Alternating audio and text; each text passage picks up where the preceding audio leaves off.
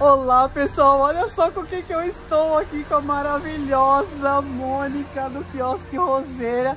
E eu vim aqui porque ela está confirmando a presença dela no nosso evento no dia 27. Ela vai estar no painel. Fala, Mônica. Painel das empresárias. Que prazer, Irani. Muito obrigada pelo convite. E é lógico, presença confirmada. E eu convido vocês também a estar conosco nesse evento em que as mulheres são a inspiração. E você precisa participar. Então a gente espera vocês dia 27 de março lá no Hub Anchieta. No Hub Anchieta, isso mesmo.